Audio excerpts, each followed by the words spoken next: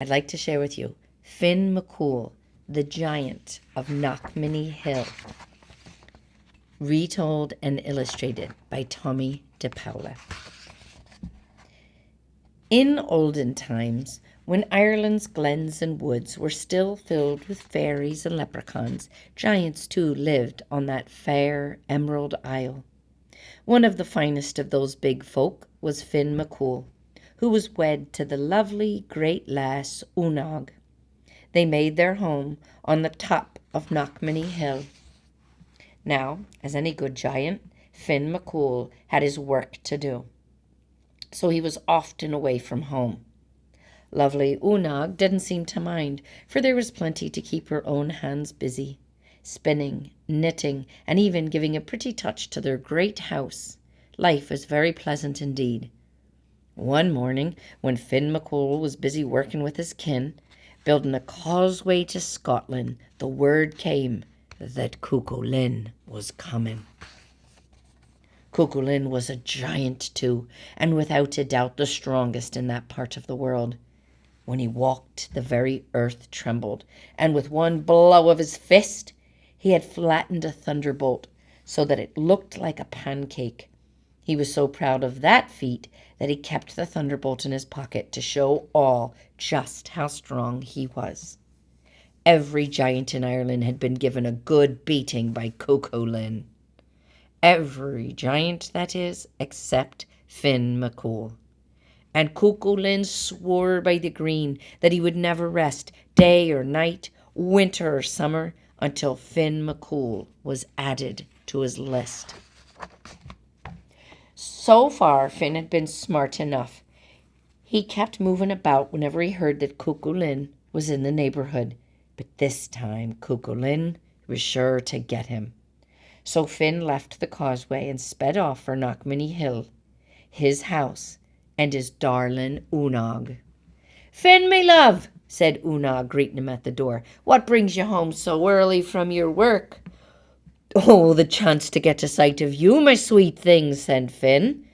Now, since he was as honest as the summer day is long, he added, "And to keep out of the way of Cuchulainn, he's after me." Unog soothed her husband. She brought him his slippers, and she lit a pipe for him. She stirred up the peat fire so it would be cozy. Then she set down a huge mug of stout and cut a giant slab of soda bread for her dearie. "Finn, husband of mine, enough is enough," said Unog as gently as she could. "For years you've been hiking around from one place to another to avoid this Cuchulainn. Why, you even built your house high on this windiest of hills so you'd be able to spy him coming. You'll not get a moment's rest until you stand fast and face him." "Aye, I'll be getting plenty of rest if I stand fast and he knocks me down. He don't have the heart to face a man who can make a young earthquake just with his walk, and who carries around a flattened thunderbolt in his pocket just to prove his strength." At that, Knockmany Hill gave a little dance. "Oh, he's coming," said Finn, and his face turned a fine shade of pale green. "Oh, now hush," said Unog, "and give me time to think. Do you worry that I won't do all I can to help you settle this matter once and for all?" Unog then worked a charm the fairies had taught her. She took 9 woolen threads, each a different color, and she braided them into 3 braids. She put one around her right arm, one circle in her heart, and the third around her right ankle. Now, nothing she did could fail. Next, she sent around to all the neighbors to borrow 21 iron frying pans. She hid them in 21 loaves of bread that she had baked on the fire in the usual way. She set them in the cupboard with some bread she had baked the day before. Then she took a pot of milk and made it into fresh wet cheese, and put it along with some white stones at the foot of the cradle that she had made up.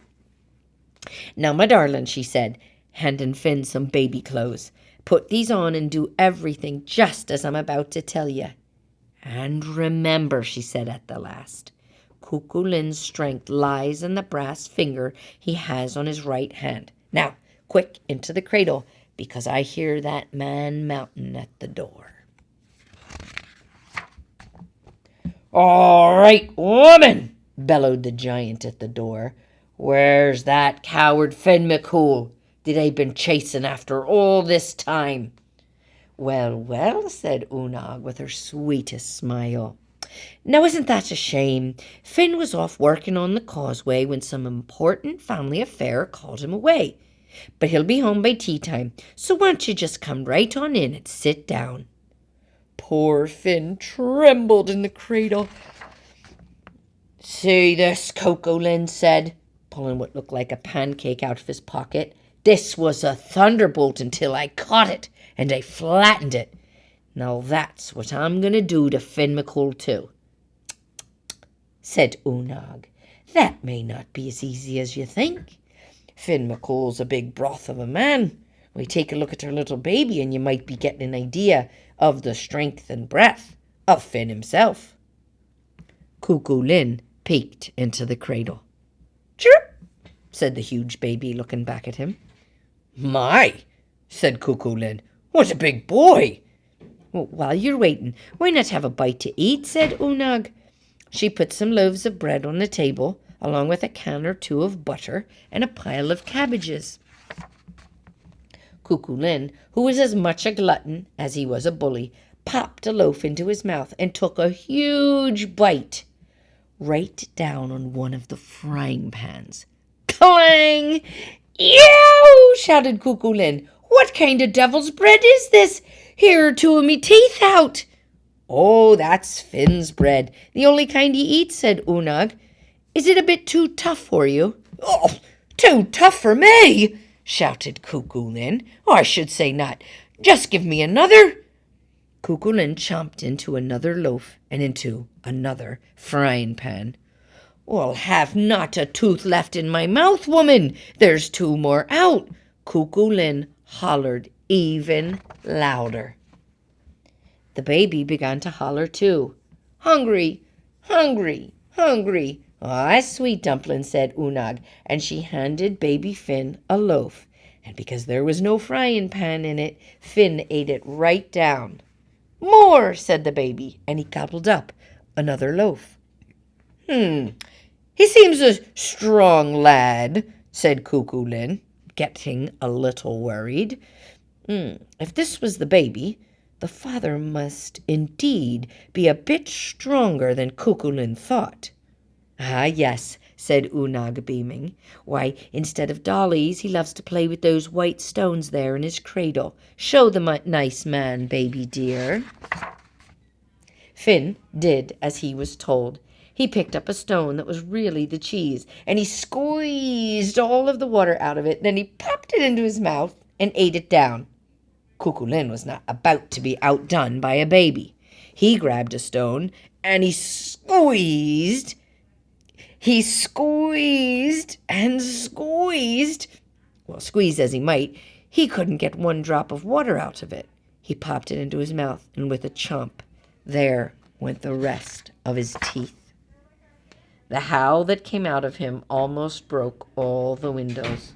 Cuckoo Lynn said to Oonagh, "What kind of teeth does that lad have? They must be made of iron. Let me see your choppers, baby." At that, baby Finn opened wide his mouth, and Cuckoo Lynn stuck in his brass finger, the very brass finger that was the secret of his strength. With a strong bite, Finn McCool bit the brass finger right off.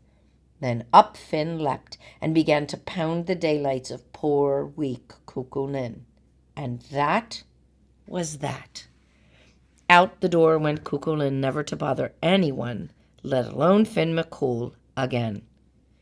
"Tea's ready, my love," said Oonagh, and Finn sat down with the best giant wife in the whole world, and they lived a long, happy life.